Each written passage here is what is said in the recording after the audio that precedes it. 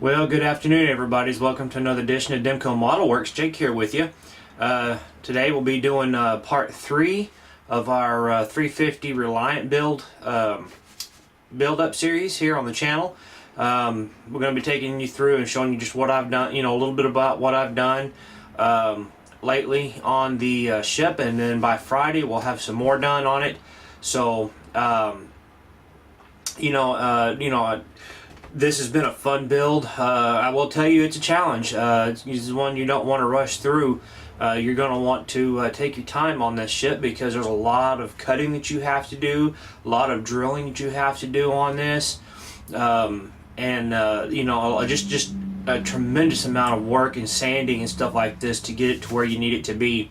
And we're going to take you through step by step and showing you what I've done to it. And from the points of last time I saw you, we've added a couple of pieces to it. I've gotten the the primer coat down on the outside and gotten the back walls cut out for the shuttle bay, and I've got one of the shuttle bays painted and and ready to go. Still have a little bit of detail work on the shuttle bay to do yet, but we'll swing around to the bench here in just a second, and then but first, I want to take the time out to say thank you for all the new subscribers that have come in. We're now at 190. That's just great, guys. I love it. I appreciate all the subscribers that have come through. I'm glad we've been able to help a lot of people on the channel with their builds. And so if you ever have any questions on a build, just let me know. I'll post up my email here. It's jdemko80@gmail.com, and you can email me any of the questions, and we can go over it on the channel and hopefully help you guys with that. So don't forget that, guys. So I'm here to help. And then at the end of this segment, at the end of the video, there will be an announcement on the contest build, guys, so stay tuned on that. So, but now we're going to take you over to the bench, swing you down to the bench, and do a little bit of work on the saucer section, and take you through all that. So stay tuned, everybody. We'll be right back. Alright, guys, welcome back. Now we're down here at the bench. You can see I now have my primer coat on the top side of the saucer and on the sides, and somewhat on the back. I've still got to go back through here before I do anything. I have to go back through and do my putty work here on the back side to get those gaps filled in. There's pretty good gaps. I have gotten the inside walls for the shuttle bay. I got this has a excuse me, this has a the normal piece that comes with this. And let me zoom in, and hopefully I can get you in shot here. Let me zoom in. But you can see right here that these are clear resin pieces, and enough to do some lighting through. And what I'm going to do is, because these, if you notice in the movie, these walls right here, this on either side of here, just have a subtle light to it. So what I'm going to do is I'm going to add some tape to either side of this, and I'm going to go back and clean this off. I got a little bit of overspray on it when I was doing my primer. But I'm going to go back through and inside and outside, and then once we get ready to paint, I won't take this tape off until I do my final coat of paint. That way there'll be just enough light to go through here. So, but I've gotten, I've gone through now and gotten all the inside cleaned up just a little bit for the shuttle bay. Like I said, I've been working on the one shuttle bay on this side. And here is the shuttle bay. Let me move this monster out of the way real quick. This is the floor and the top of the shuttle bay, and I'm going to move that in a little bit for you. Now, keep in mind that these were clear resin pieces, so this can be easily easily painted. Just spray your adhesion promoter on here and go from there. But I still got a little bit of detail work to do. I may paint this inside stripe right here. And I'm gonna, I don't have any photo etch for this part. There was no photo etch, but if you can, if you have the 350 refit photo etch pieces that you're not using, you could probably use that on the inside of these for the railing pieces. And I used the deck what they call a deck tan, which will be the Tamiya version, and it's the XF55, and this is a real good one to use for the TOS shuttle bay, and as well as like some of the refit and the A shuttle bay and whatnot. So, but I've still got a little bit of work to do on this, a little bit of detail, you know, paint the windows. May use a little bit of reflective tape or some silver paint in there to kind of help reflect and make it look like they're all, you know, all the lights are lit up in the rooms.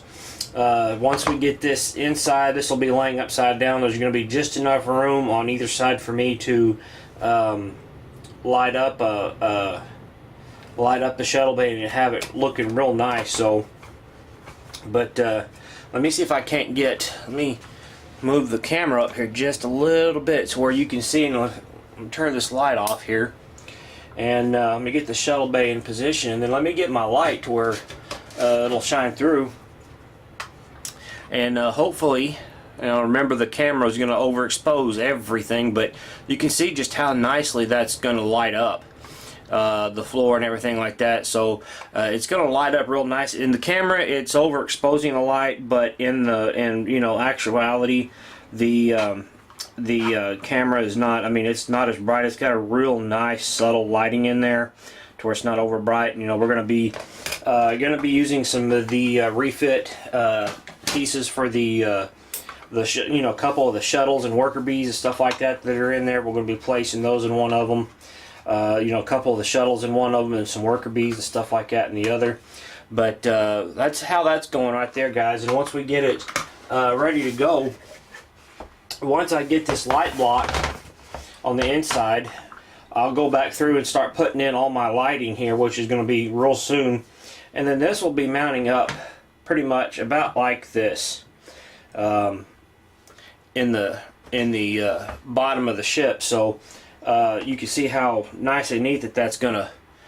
sorry about that, guys. Let me get you back into shot here. I'm going to move the camera up, and I can get the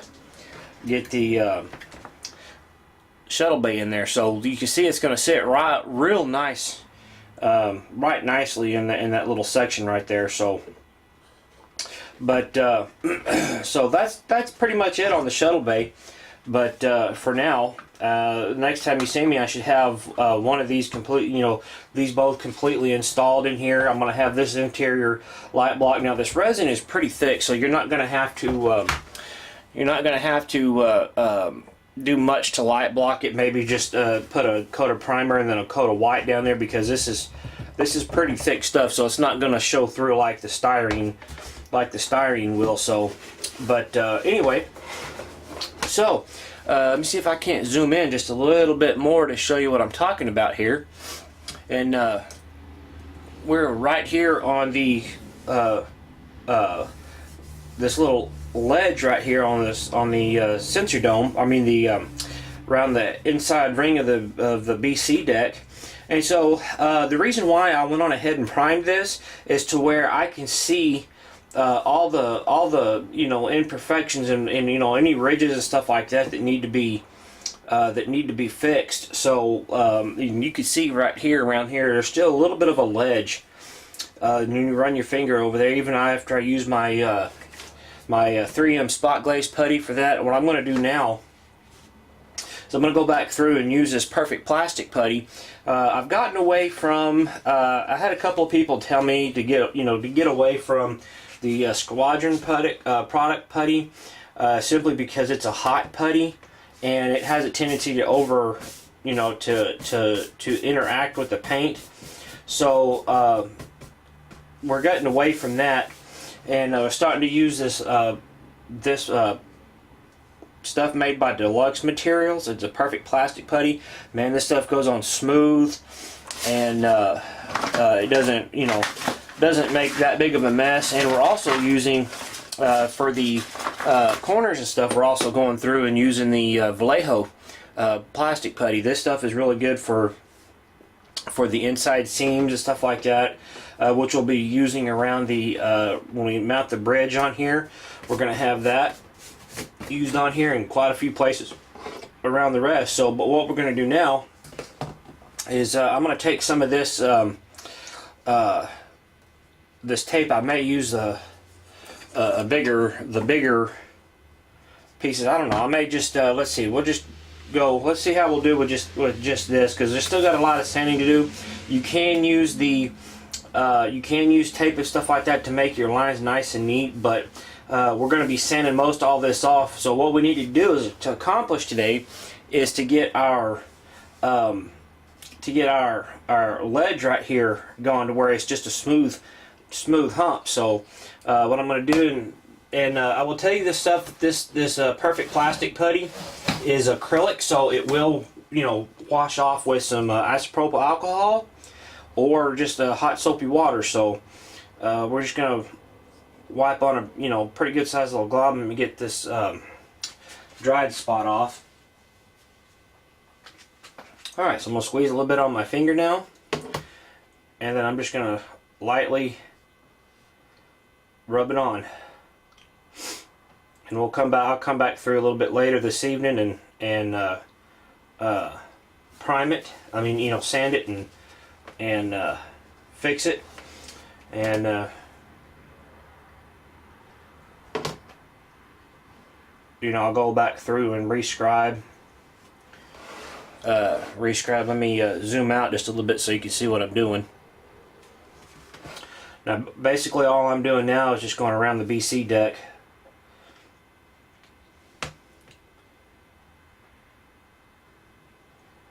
Just putting a nice thick coat on there.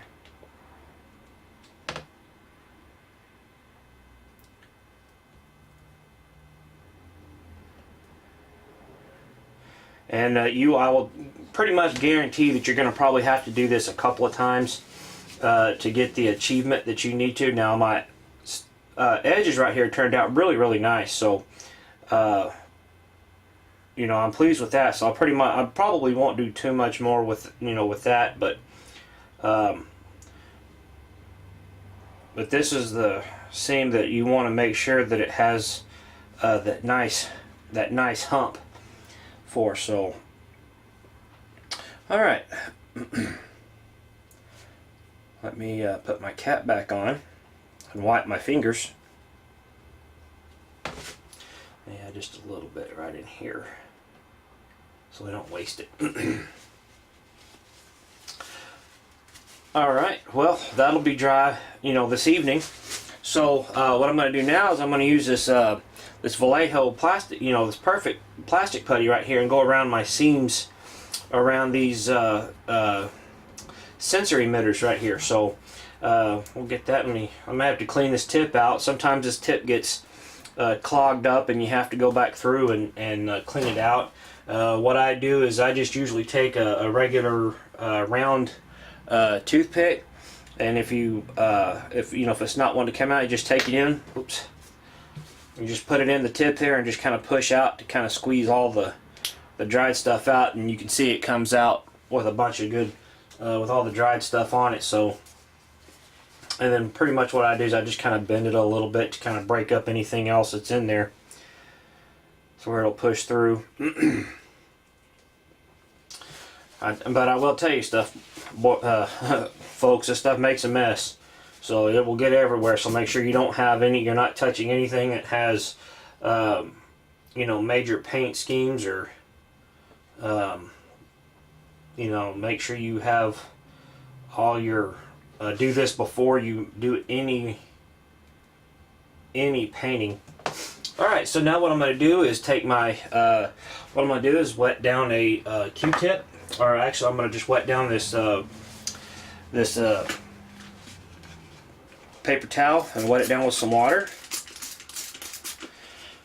and then I'll fold it over. Like I said, this stuff is acrylic, so once you get it on there, it's not going to go anywhere. So now we have our sealed seam. Let me get some more paper towel.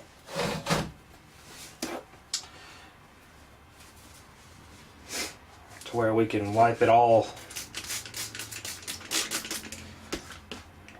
nice and clean.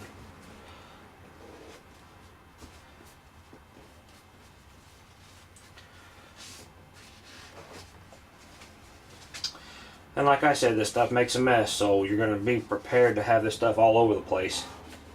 But once it's dry, you won't know it's there. I mean, you know, you shouldn't have any problems with it. Just a little bit more. There we go. Now our putty, you know, our seams are filled on this one. Get another fresh one. You might always make sure you have a fresh paper towel when you do your seams. Now that's sealed. That's, you know, we got our nice nice little line going across there to seal that. And so now I'm gonna run a bead on this side.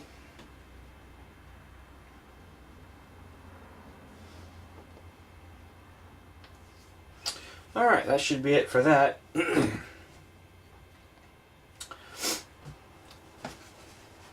then wet my paper towel down.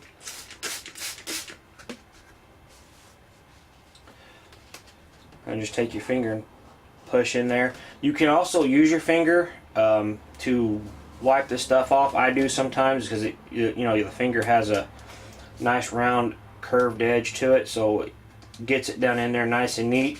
And then if you have to, just use your you know, your paper towel to wipe the excess off.